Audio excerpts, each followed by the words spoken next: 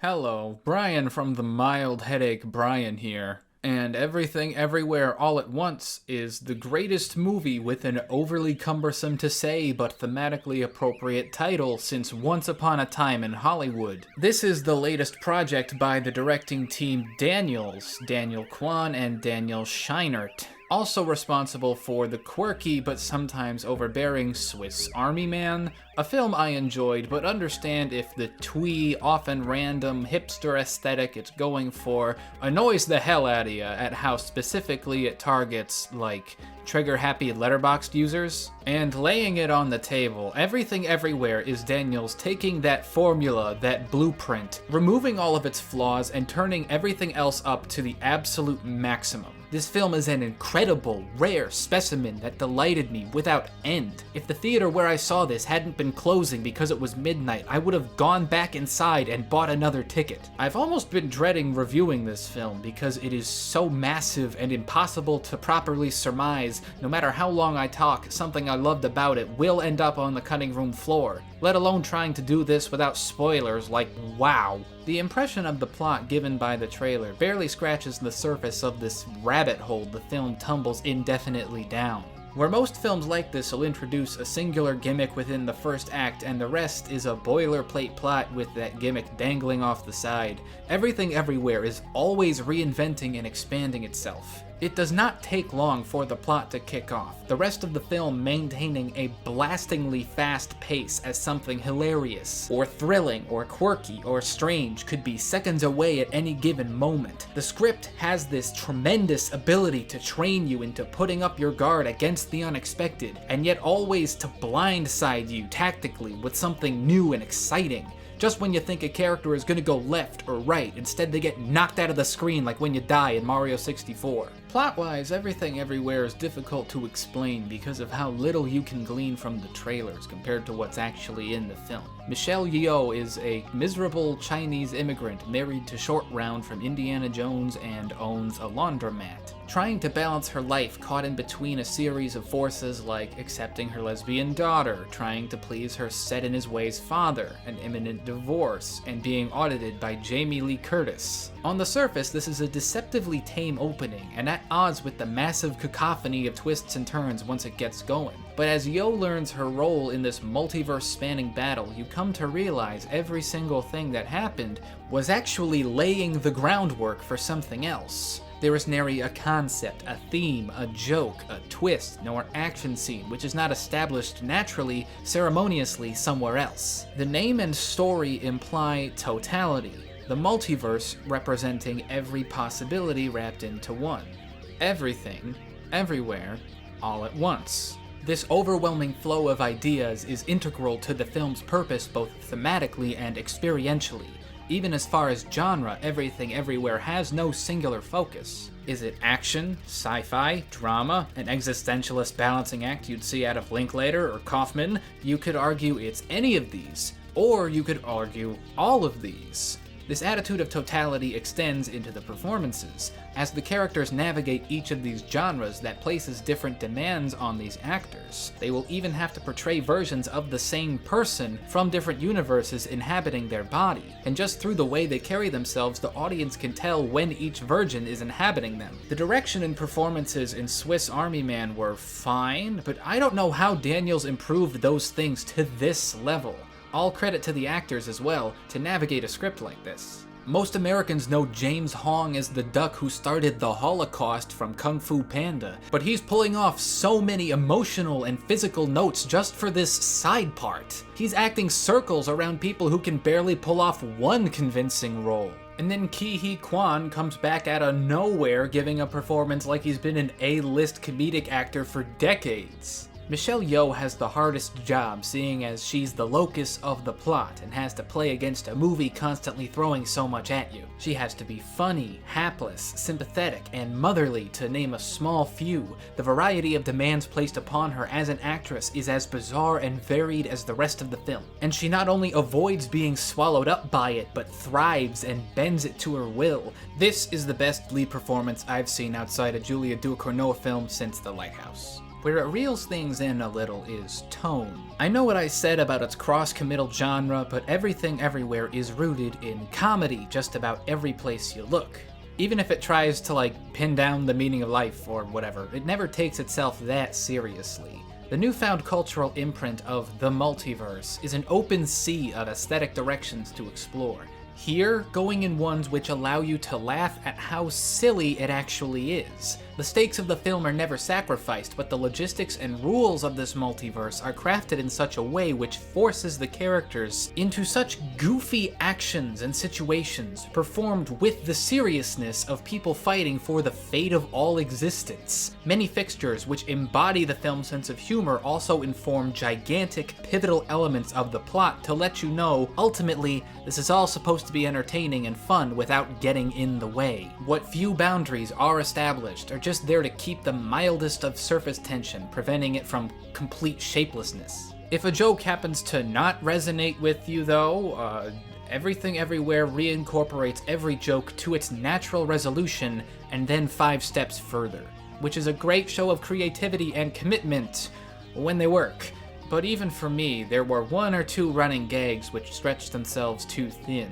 And in these moments, the film seemed more insisting upon its aesthetic as something memorable, rather than just naturally being memorable.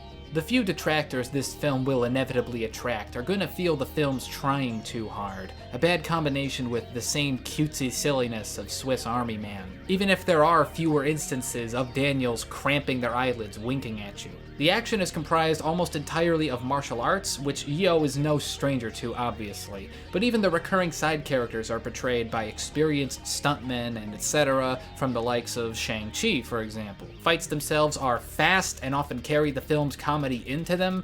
An introductory one sees a character wielding a fanny pack as their weapon of choice, and it only gets more charming and ridiculous as it goes along. With the Office aesthetic emphasis on kung fu, featuring a character ripping the wool from their eyes and exposing some heady truth behind the generative normalcy, this is almost like a comedic update on The Matrix. There's even a claustrophobic vehicle on the run from the enemy in the dystopian Alpha universe, where resistance fighters will jack into other universes. I don't know if Everything Everywhere All at Once is a trans allegory, but it heavily embodies other themes of The Matrix.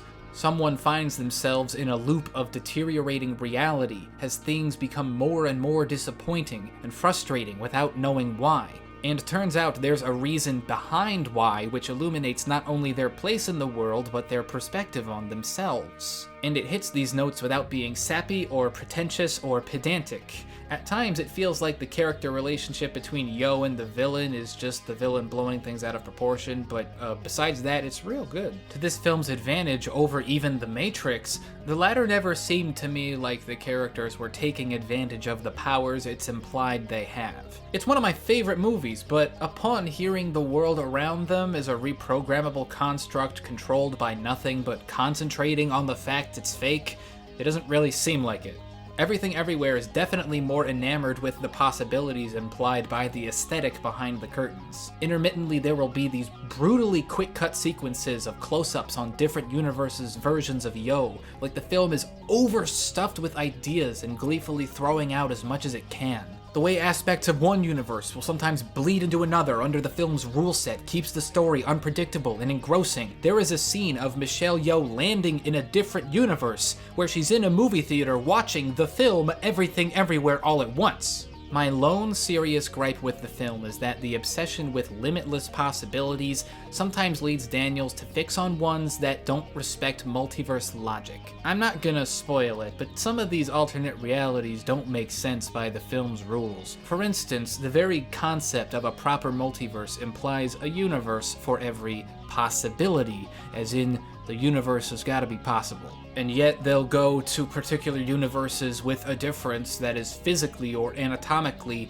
impossible. Now, you might be saying, well, this is just a universe where that difference is possible, but the film does not carry on with this logic unless it's for the sake of a joke. While Daniels may not demand you take the film's philosophy or drama as seriously as Charlie Kaufman might, if you open your script to this kind of interdimensionally large scope of possibilities, you also open your script up to this kind of scrutiny. They try to explain this universe's Yo has some special quality which designates her as the one who can face the multiversal threat, when even with the reason they give, there should also be limitless universes where this quality is also true of her. Except like a gust of wind blew her hair in a different direction one day. There's a part where they have to look for universes with versions of Yo that have specific occupations and absorb their knowledge. And I'm wondering, okay, if the multiverse is infinite, why don't they just find a universe where she has every occupation? Like, for some reason, that universe's version of Yo was an instant savant at everything she tried. That's a possibility. There has to be a universe where that happened. The only benefit of the doubt that can be given here is one which the film does nothing to earn, but it's that the universe is just so vast, housing such a large quantity of possibilities spread out physically, they could only find this one universe where this quality they're looking for is present in her. Even then, Yo will for some reason know how to travel to specific multiversal consciousnesses, which she shouldn't know specifically how to, a major convenience the film asks you to overlook. It's disappointing when a movie that's usually so playful and clever about its premise also treats the idea of infinite universes so differently depending on the demands of the script.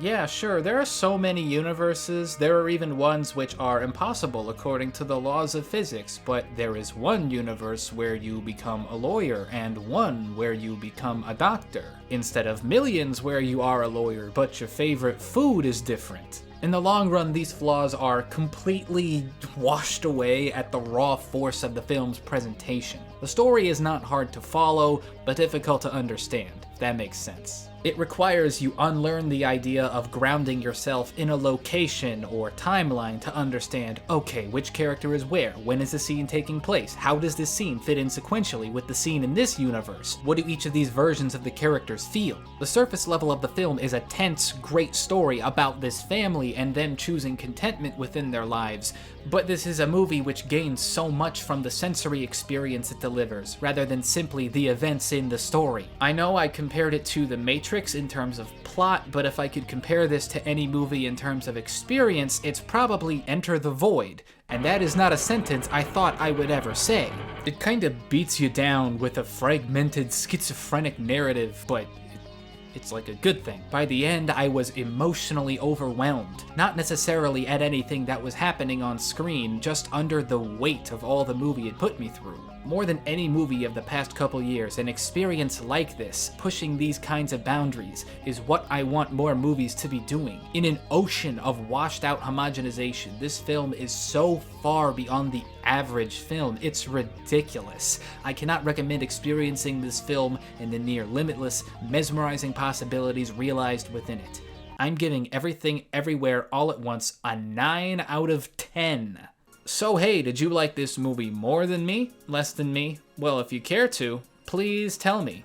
And as always, if you like not only words, but the way I arrange and then say them, please consider giving this video a like and subscribing to me, Brian from the channel Brian. Both will help me with the algorithm. Thank you, and goodbye.